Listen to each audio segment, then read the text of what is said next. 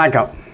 தமிழகத்தினுடைய அறநிலைத்துறையினுடைய ஒரு அமைச்சராக பிராமண சமுதாயத்தை சேர்ந்த ஒருத்தரை நியமிச்சிருக்காங்க, பொறுப்பு கொடுத்துருக்காங்க. அது சரியா தவறா? அது தவறுன்னு திகானுடைய தலைவர் வீரமணி பேசுகிறாரு. சிலவங்க அது கரெக்ட் சொல்கிறாங்க. இதில் என்ன உள்நோக்கம் இருக்குது? கரெக்டுன்னு சொல்கிறவங்க என்ன பிராமணனா அயோக்கியனா?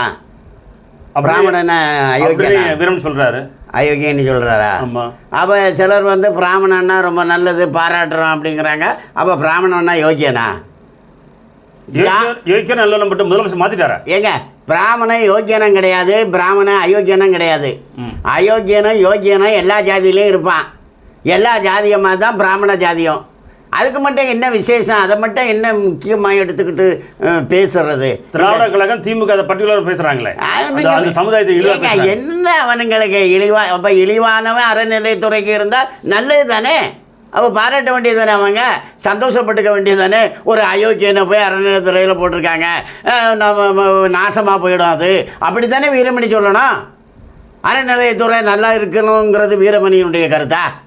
இல்லை. அப்புறம் எதுக்கு அவர் அதை சொல்கிறாரு? என்ன என்ன என்ன எதிர்பார்க்குறாரு? அறநிலையத்துறை அழியணும் அப்படி தானே? சாமி இருக்கப்படாது தானேங்க வீரமணிக்க கொள்கை. அப்போ அயோக்கியனை போட்டால் நல்லது தானே? பிராமணன் அயோக்கியம் அதனால போடப்படாதுன்னு தானே அவர் சொல்கிறாரு. முதலமைச்சர் மாற்றிட்டாரா?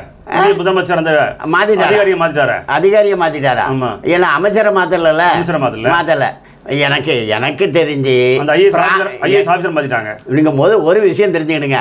பிராமணங்கிறதுனால அவனுக்கு நீ ஒரு குணம் இருக்குன்னுக்கிட்டோ, மற்ற ஜாதிகார செட்டியார் நாடாருன்னா அது ஒரு குணம் இருக்குன்னுக்கிட்டோ, அல்லது எஸ்சி எஸ்டினா அவங்களுக்கு நீ தனியாக ஒரு குணம் இருக்குன்னுக்கிட்டோ அப்படின்னுட்டு அடியன்னு நினைக்கல. அப்படி கிடையாது. தலைவர் நினைக்கிறாரு தீக்காரன் எல்லாம் மனுஷனா? எங்க தீக்காவில் அவங்க கொஞ்சம் சொத்து சம்பாதிச்சு வச்சிருக்காங்க, பல கோடி சொத்து. அதை கையாளுறதுக்கு தான் வீரமணி அங்கே இருக்காரு. எல்லாம் பணத்துக்காக இருக்கிற அமைப்பு தான் அது. அவங்க எல்லாம் ஒரு மனுஷன்கிட்ட வந்து கேள்வி கேட்டுட்டு இருக்கீங்க. அவரு ஒரு மனுஷன் நினைச்சு முதலமைச்சர் போய் சந்திச்சிருக்காரு. அம்மா மாலை போட்டிருக்காரு. முதலமைச்சர் மட்டும் யாருங்க? சினிமாக்காரர் தானேங்க. யார் முதலமைச்சர்? சினிமாவில் வந்த கதாநாயகனுடைய தொகுப்பு தானே அந்த முதலமைச்சர். முதலமைச்சர் யார்? உங்களுக்கு என்ன தெரியும் முதலமைச்சரை பற்றி? அவரு ஏன் ஈவேராவுக்கு படத்தை வச்சு மாலை போடுறவர் தானேங்க அவரு. சாமி கும்பிடப்படாது, இப்போ பொம்பளைக்கு கற்பு இருக்கப்படாதே அப்படின்னு சொல்லக்கூடிய அந்த கருத்து உள்ளவர் தானேங்க முதலமைச்சர். ஈவேராவை வணங்குறவர் தானே. அவர் ஏன் வீரமணியை போய் பார்க்க மாட்டார்?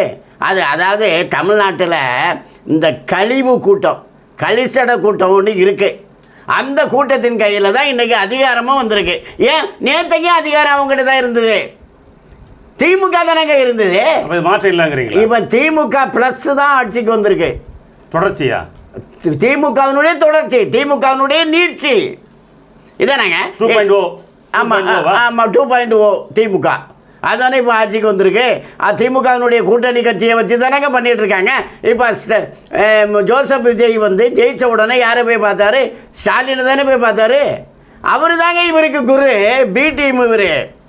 இப்போ வேட்பாளரில் ஒருத்தர் வேட்பாளராக நிற்கிறாருன்னா அவருக்கு பேர் கொடுப்பாங்க, மாற்று வேட்பாளர்னு ஒருத்தர் கொடுப்பாங்க.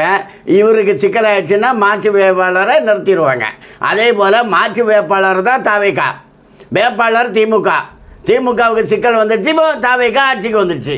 இதுதான் நடந்தது. தேர்தலுக்கு முன்னு வரைக்கும் பிஜேபியுடைய பி டீம் விஜய் சொன்னாங்க. எங்க சொன்னது யாருங்க? அந்த வீரமணி தானேங்க. எங்க இவங்கெல்லாம் ஒரு மனுஷன்னு சொல்லிட்டு இருக்கீங்களே, அவங்கெல்லாம் அந்த மாதிரி ஆளுங்களுக்கு எவ்விதமான ஒரு கொள்கையும் கிடையாதுங்க. அவங்கெல்லாம் தேச விரோதிங்க, துரோகிங்க. அவங்க அப்படி தான் பேசுவாங்க. அவங்க பேசுகிறத வச்சுக்கிட்டு நம்ம கருத்து சொல்ல முடியாது. வீரமணி பேசுகிறத வச்சு, திமுக காரங்க பேசுகிறத வச்சு நம்ம எல்லாம் கருத்து சொல்ல முடியாது. முதலமைச்சர் அதான் ஆட்சி பண்ணுறாரு. என்னங்க? திகாவை சொல்றதை ஃபாலோ பண்றாரு.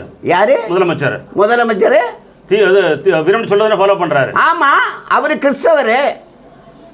வீரமணி என்ன சொல்றாரு? கிறிஸ்டின் மதம் தான் மதம், இஸ்லாமியம் தான் மதம், இந்து மதம் அழிக்கணும் அப்படின்னு சொல்றாரு வீரமணி. அதை தான் அவர் முதலமைச்சர்னு சொல்றாரு. அவங்க எல்லாம் ஒன்று தாங்க, ஒரே குட்டையில் உரிய மட்டைகள். இது 3வது மட்டையா? இது 3வது மட்டை.